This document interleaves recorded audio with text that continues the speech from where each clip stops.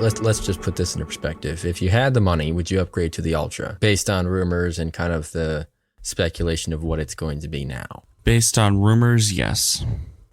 If I had the money, yes. Because here's my thing. Obviously, we know titanium's coming to the Pro lineup for the 15, and then we assume, the Ultra for the 16, or if they have to push it back to the 17, that's also going to have titanium. My question really comes down to, is the Ultra going to be more of the max? Is it going to have like a large screen, big battery and stuff like that? Because...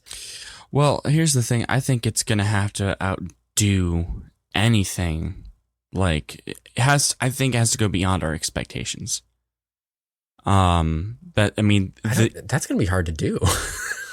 Well, I mean, not because our expectations Apple, are so high, but because it's like what's already out there. Because I feel like if they're already shrinking the bezels, like that's going to be a big game changer for a lot of people because they're hardly going to be there.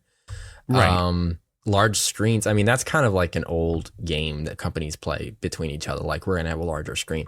Honestly, you can't play that game anymore because you're pushing tablet size. So I think the Ultra for me is, if it's too big, I'm not going to get it. I think I would just go for, the Pro. Right. Yes. Yeah. I guess I can see where you're coming from, because maybe we can't really contemplate what the Ultra could be, because there's just certain features or a feature that we're not thinking of that it could just flat out blow the competition out of the water. Yeah. What that is, I have no idea. I mean, they'd really have to advance like the cameras, or I think one area where they could really advance is wireless charging. Yes. Heck, even wired charging, but I think that will come with C. So, well, actually, there was a rumor, and I didn't put it in here, but there was a discussion of them actually implementing 35-watt charging, not wireless, but wired for the 15 series, which would be great. Although I feel like it's past due, and this is the thing where I feel like Apple has had the potential for the last few years, and still does, to make brilliant phone. I know that they can make an amazing phone, but they always do this every single time, where they just slowly add upgrades to the phone, making it feel like you have to buy it because, hey, look, there's another addition to this, or we changed the way this looks, we added some better performance, so this is why you should buy it because of X, Y, and Z. When in reality is the whole lineups for the last 3 years have been basically similar. Very negligible. You can make arguments like, okay, they changed that. That was a cool change. I liked it. But like, all in all, I mean, there was the whole topic of one guy on, I think it was Phone Arena. I can't remember exactly. And he said that he switched back to the iPhone 11. And in his title, he said, I am not really missing out on a whole lot. What did he downgrade from? The 14. The 14, okay. Yeah. And and it was really interesting because you would expect from 4 different generations that there would be a massive amount of differences and that you would actually be losing on a few things, but really not so much. Megapixels. I mean, yeah, like let just think about that for a second. If you're comparing the 14 to the 11, which I'm sure some people have probably done on YouTube, there are some, distinctive specifications that would make you think, okay, I really do need the 14. Yeah. It has OLED. 11 has LCD. Correct. Maybe theoretically the battery life could be better. Who knows? Because there's better power efficiency and such. Cameras. So there's a whole bunch of things. And so it really depends on the consumer and whether or not it matters to you on, do you want a better camera, or has Apple done enough to actually satisfy your photography needs? And I think based on the average consumer, I don't really think you can get too much better. I mean, you can always improve. And I think a lot of that comes down to, like we've said, without fail, is post-image processing. So there's that whole aspect to it. I think you'll find one of my topics here. Maybe this is actually my blind topic is really good because it's going to blow what you just said out of the water extensively. Well, there you go. Okay, well, we'll be looking forward to that one. Yeah. And I mean, we really could compare the 11 to the 14 if that's what he did. But to kind of bring that around, when I tested out the 14 Pro, could I probably finagle myself to say, hey, I could probably actually do a full trade-in or whatever, or I don't know, and buy it? Yeah, I probably could have. And I kind of came to the same conclusion. Like, I just don't think it's worth it. I'm not going to spend that much money on what I feel is maybe a larger sensor in the camera department and a dynamic island. It just didn't make sense for me, and that's why I didn't get it. So it's really interesting. And I think what you were saying kind of makes sense as well, because you're talking about how they advertise their performance and the power and going down to all the nitty gritty of the technology and the chips and what they've made adjustments on and smaller nanometer processors. I think they've kind of gotten to that point of, which many people have said this, of complacency. And they do a lot of compelling graphical advertising when it comes to their events. Yes. And that's part of what makes you think, I actually think this is worth upgrading. When a lot of the tech enthusiasts like you and I, Marquez, Zolotech, other people out there are looking at, they're like, these are really minimal changes and it's not really worth the upgrade, even though many of us in the tech tubing community could afford it. Right. And then you just have the other side of the marketing on the events is the average Apple fanboy who would just upgrade to any generation, any year, or every year. But we actually have an inflation update to start off with, and that's Amazon Prime Music, which we're not going to ooh and out over this. This is just us updating you because prices are rising. So that's just the trend, and we're going to go with it. So if you are on Amazon Prime, or even if you're not and you're using their Prime Music, you'll notice a $1 increase. I think it was $9.99 to $10.99. Yeah. So nothing crazy there, but just know that if you have other streaming services and they add up, then you'll notice it. Yeah, and I think for the family plan, they also increased $1 there as well, from $15.99 to $16.99. Which, again, $1. I don't think it's really going to make that much of a difference, but not really. I mean, I think if you look at it from an annual perspective, yeah, probably. But in either case, actually going along with audio streaming, Spotify, they are noticing this interesting trend of white noise or relaxing background sound channel trending due to the algorithm. So I'm kind of curious what you thought about this and the fact that they're adjusting it because they think it's not valuable. Or I think it's mostly hilarious that the actual stinking algorithm that's supposed to detect talk actually thought that this white noise was talk, which is funny to me. But I don't know. I feel like maybe for them, they're seeing it and they are losing some money, and that's quite plausible. I mean, the way I see it, though, is if you have those types of things where people are actually listening to them, you are making money regardless. And especially what they say, 3 million daily consumption hours as of January of this year. Like, that's a lot. And I know my wife and I listen to that kind of stuff as we sleep through the night. So honestly, I feel like this, in my opinion at least, I feel like this was a shoddy move by Spotify. That's what I was kind of thinking. Like, I wasn't so gun-ho, we need to, like, Spotify is screwing everyone up. Yeah, no. But I did feel like it was, like you were saying, kind of a shoddy move. And I don't know. I mean, if these podcast channels are actually making money off of it, then so be it. I mean, they've had these, recordings and such, and they're uploading them, and people are following them. And that's the same. I mean, like, I actually listened to, it's actually not technically white noise. It's actually green noise, which I don't know if you have heard of that. I've heard of it. Yeah. There's also pink noise.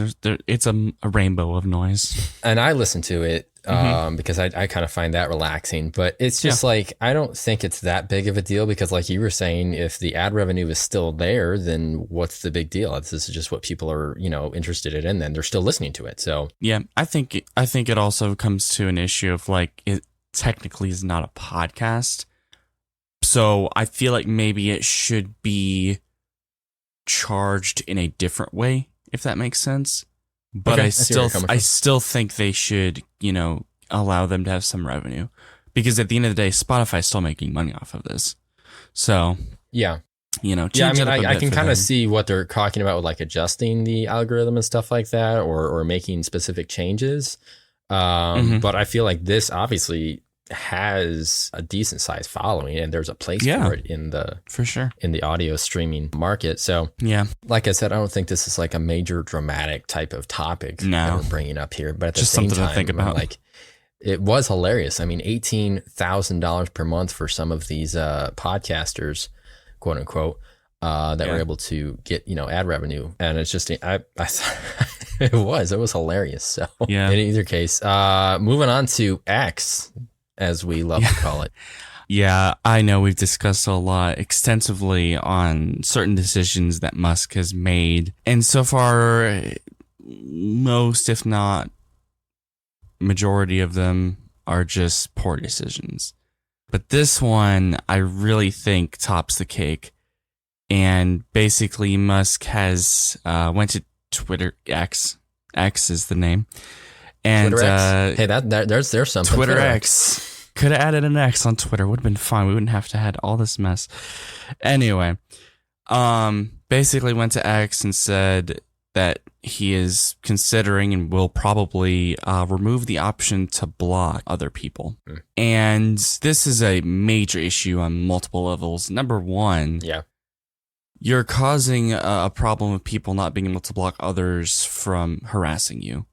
And that could have been a different assortment of, whatever. And it's bad because if you have people, you also have people stalking you on profiles, like that's a bad issue as well. Yeah.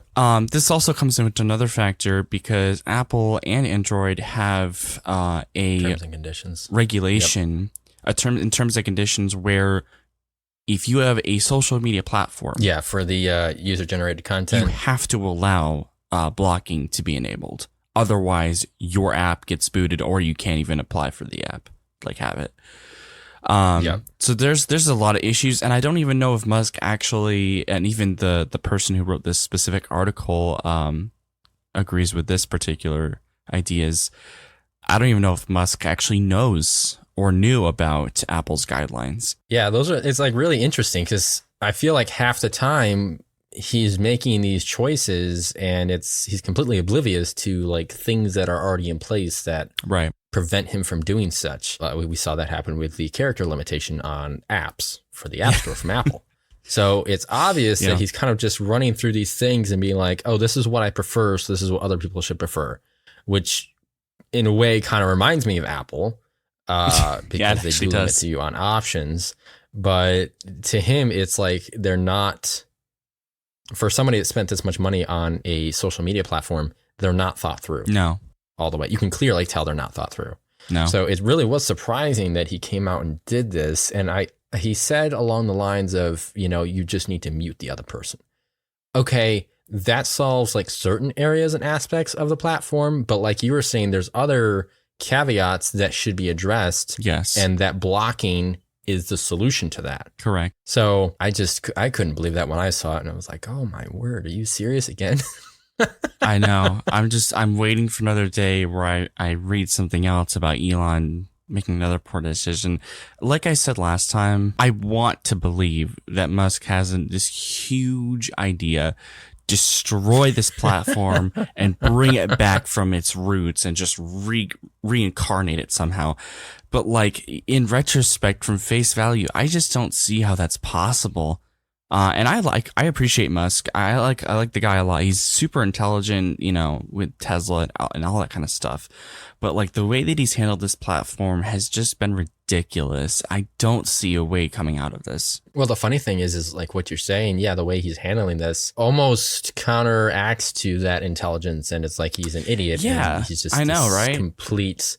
Puts in a different perspective. He's creating so much of a fiasco with all this type of CEO moves, which obviously he's not the actual designated CEO anymore, but still, it's like, where are you coming from with this crap?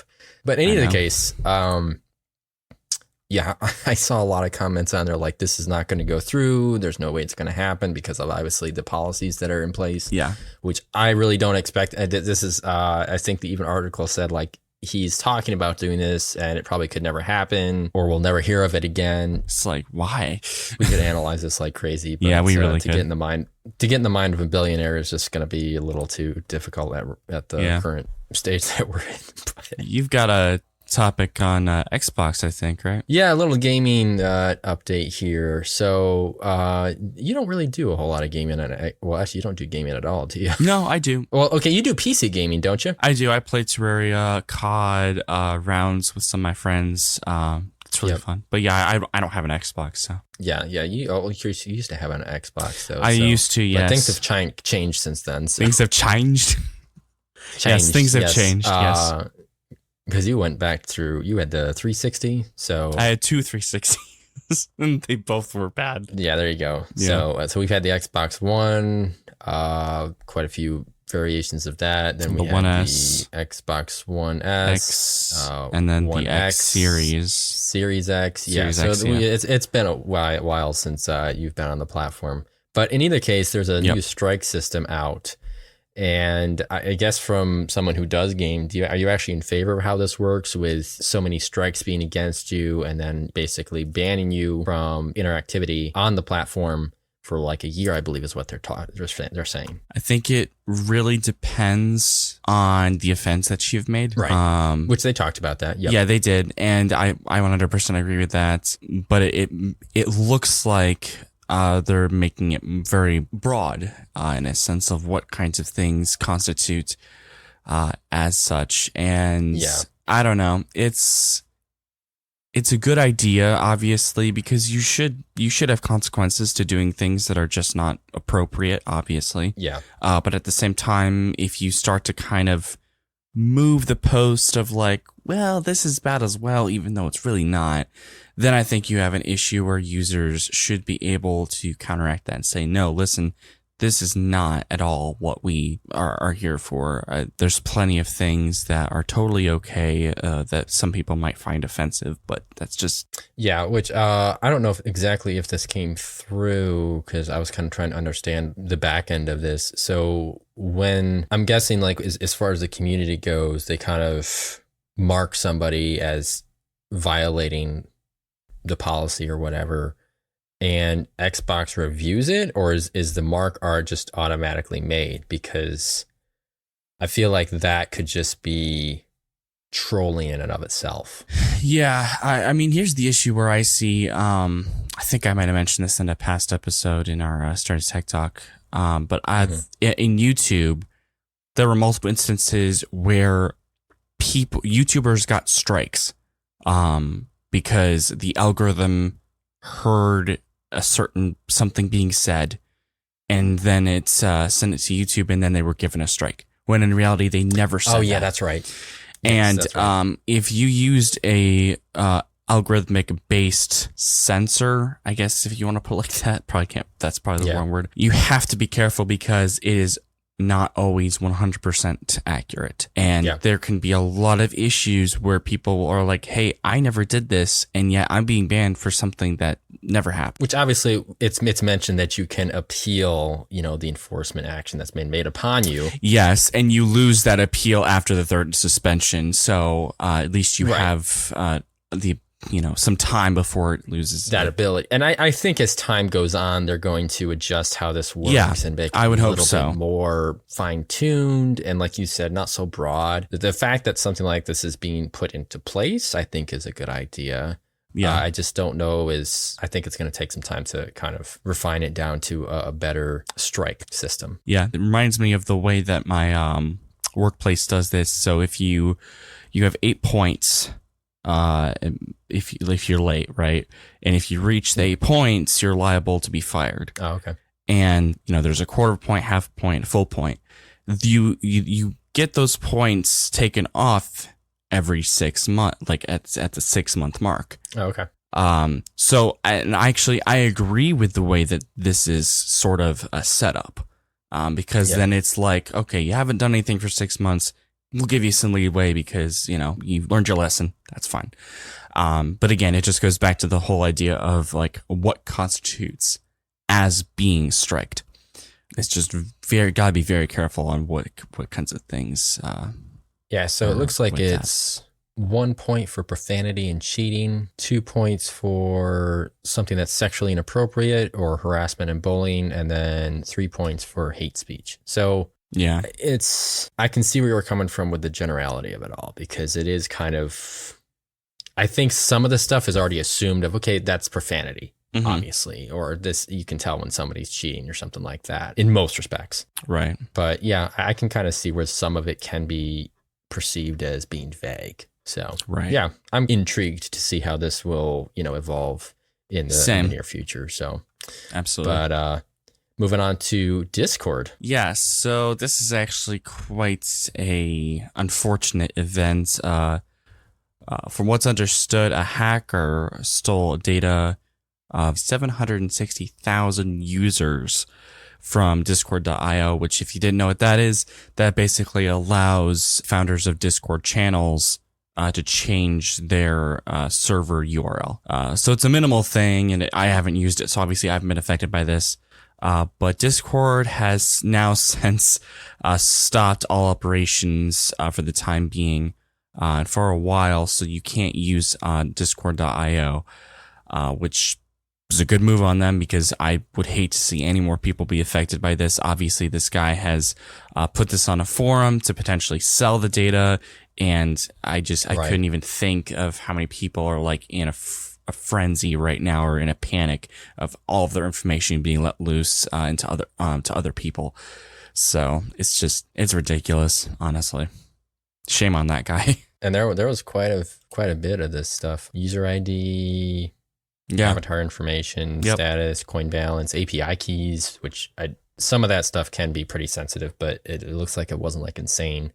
Thankfully, it didn't look like the specific like payment information was in there, although I think your email address and billing address was in there possibly. Yes, I believe so. So I mean, it's kind of, yeah, I could see how people would be a little bit nervous about that, but I mean, this is not technically this is far from the first time we've ever had a data breach. I mean, I think T-Mobile's had quite a few over the past few years. So but yeah, the fact that they did, I think that was a good approach to at least like disable it for the unperceivable future, just because that's a scary thought with almost 750,000 people. Yeah, it is. Some, I guess, semi-sensitive data information on there. So it wasn't really anything major that we could break down because it is what it is. So yeah. Kind of just base information right there, but obviously roll with it, we'll keep you guys updated if anything happens. There is some information that says that they haven't received any contact from the hacker. So hopefully maybe there's like a whole hostage ordeal where hacker says, "Hey, I'll not release this information to the public if you guys give me a large sum of money," which then Discord's going to be caught in a rock and a hard place. Because, it's like you lose out on this money, or you care about your users, which I hope the latter would be priority. Yeah. Yeah. So. Yeah. True at that.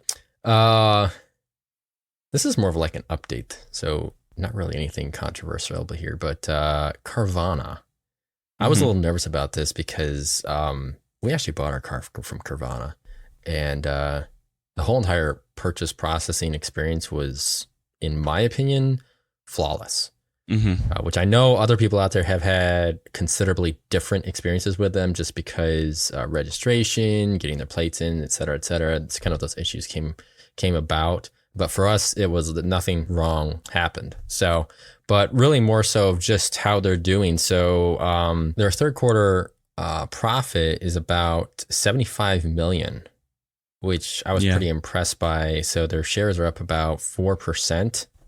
Which took place on last Wednesday. So, which I know you haven't done anything with Carvana, but I think you're still just keeping yourself aware of potential vehicles you could pursue. For sure. But yeah, because they were going crazy. And I mean, they were on steroids back during the pandemic. because just people were constantly going online for car shopping, especially with all of the stipulations that the pandemic kind of threw onto businesses and such. So online shopping just went insane. And this was one of those companies that they kind of took a hit after that.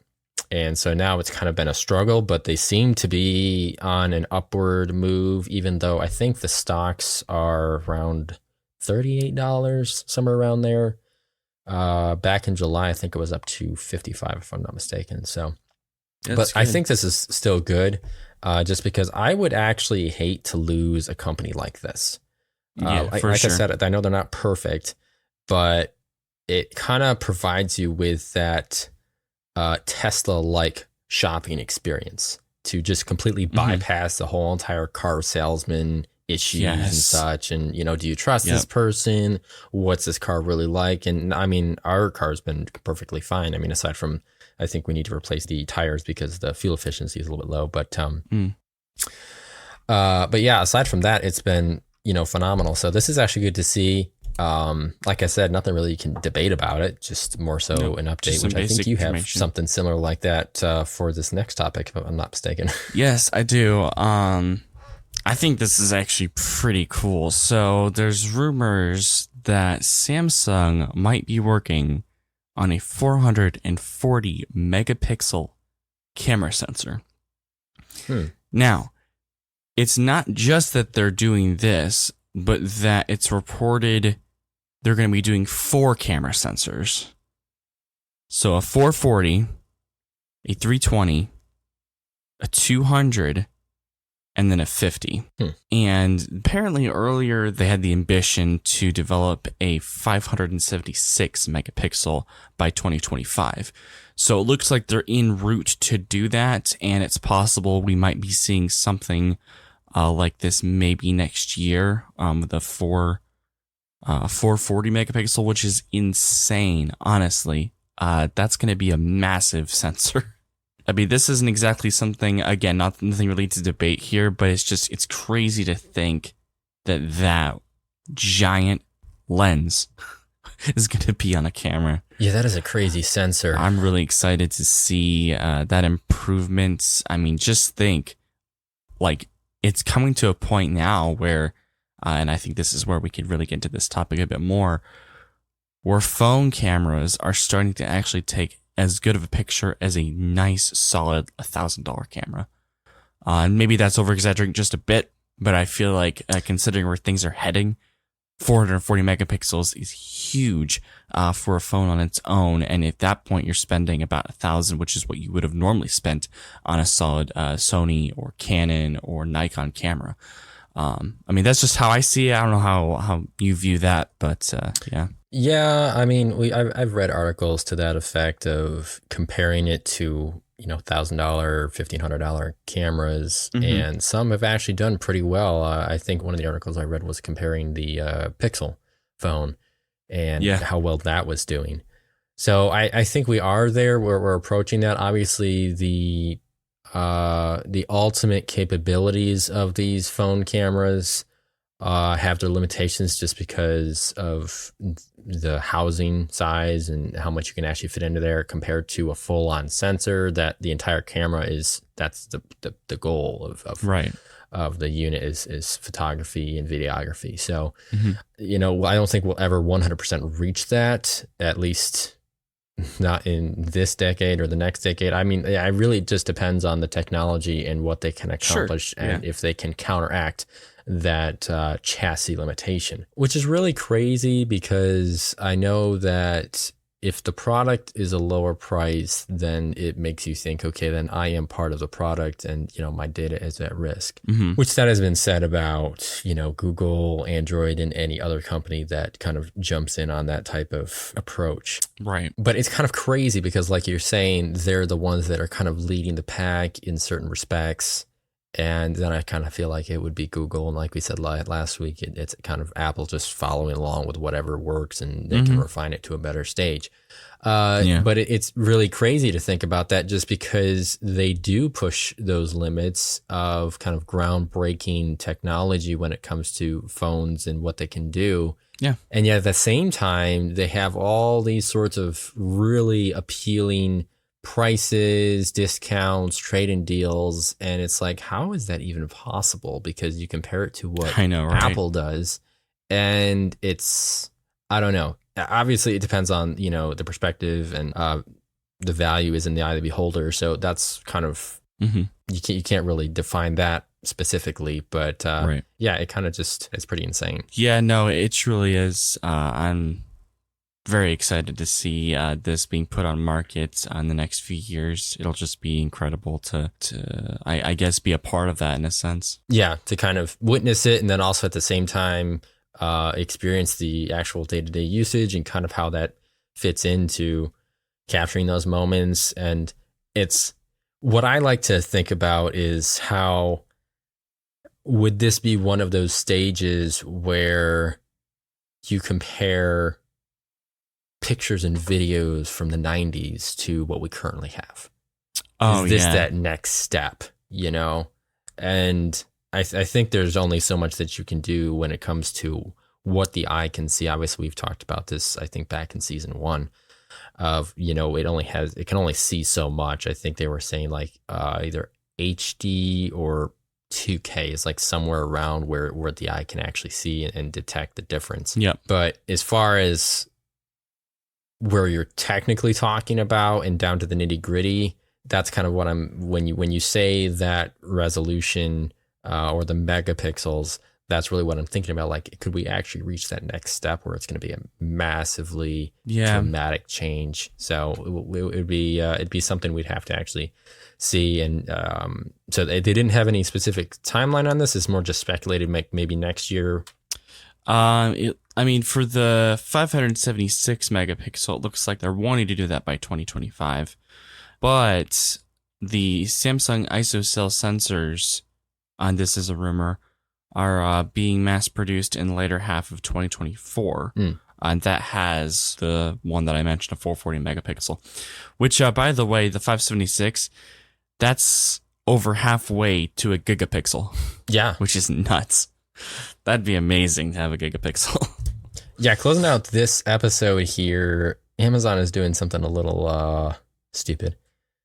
They're tacking on a 2% fee. That fee is on each product that the seller would actually ship themselves instead of going through Amazon's fulfillment service, which is just wow. That's annoying. Which is kind of ironic because currently the FTC is actually in preparation to hand out an antitrust lawsuit against Amazon. That'll probably unfold here, and we'll probably update you more on that. But I'm just like, that's your way of trying to, I guess, encourage those sellers to use the fulfillment service just so they can, make more money. I just find that stupid. You gotta make money regardless.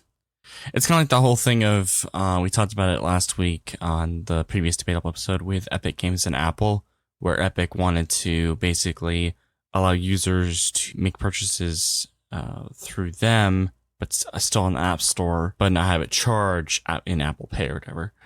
And that's that whole lawsuit happening as well. And I just feel like I feel like we're seeing a trend of companies not giving leadway to users.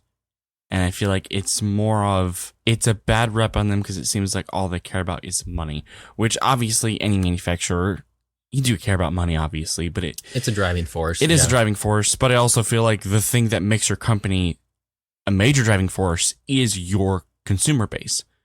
So to sort of slap you in the face and say, here's a 2% charge, it's like, why would you do that? Yeah, and the funny thing is that the major difference between those two scenarios is that Epic would be bypassing the 30% developer fee. Yes. This 2% is in addition to the 15 and the 8% commission that Amazon already takes from those orders. Yep. So it's like they're just adding on more money for themselves just because these sellers aren't using the fulfillment service, which is, I just find completely annoying. I mean, if you just want to ship yourself and you don't want to use that, I actually have to be docked even more money just because it's like, where are we? It just gets more and more ludicrous. Yeah. Now to play devil's advocate here, I did just think of something. They did have to lay off like several thousand employees. Which, I mean, if you think about it, if they've already left that many, there's really no reason for this. But if inflation is still at a major high right now, very well could be that they're just trying to get that extra edge to make sure they can stabilize their employees. What is your handle on Twitter? I'm curious. It's Hydrogen Glitch. I was just curious. I feel like it should actually be devil's advocate because do I do that sometimes a lot? you enjoy playing towards the antagonist, which, I mean, it's important to look at both sides of what's going on, and I think that's important. Yeah, but I just find this like. I'm not what saying. What purpose could that serve? Yeah, no, I'm not saying like, this. They probably have a good reason for it. I can understand where you're kind of contemplating and trying to think this out and figure out, okay, where could this be coming from in theory? It's kind of like the same thing that happened with Spotify where they were raising their prices. Was it going to go towards the artist or was it just, more popping? I was literally just going to mention that, profits. Yeah, same kind of scenario there. It's kind of just, you have to look at it, take a step back and ask yourself, why is this happening?